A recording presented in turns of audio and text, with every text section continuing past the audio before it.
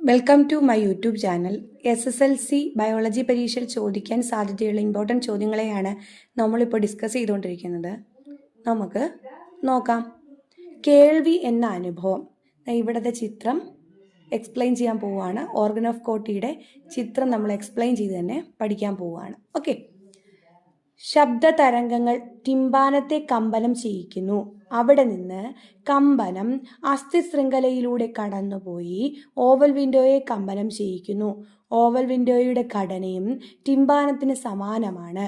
ഒച്ചിൻ്റെ തോടിൻ്റെ ആകൃതിയിൽ കോക്ലിയയ്ക്ക് 3 അറകളാണുള്ളത്. കോക്ലിയയ്ക്ക് എത്ര അറകളാണ്? 3 അറകളാണുള്ളത്. മുകളിലത്തെ അറയിലേക്കുള്ള പ്രവേശന കവാടത്തെ പൊതിയുന്ന സ്ഥലമാണ് ഓവൽ വിൻഡോ.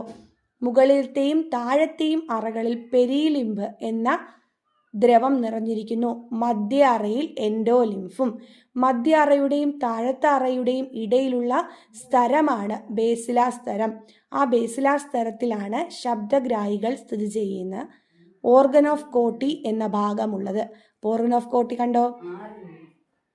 ഇവിടെയുള്ള രോമകോശങ്ങളിലെത്തുന്ന കമ്പനം ആവേഗങ്ങളിലൂടെയും ശ്രവണനാഡി വഴി മസ്തിഷ്കത്തിലെത്തുകയും ചെയ്യുന്നതോടെ കേൾവി എന്ന അനുഭവം ഉണ്ടാകുന്നു.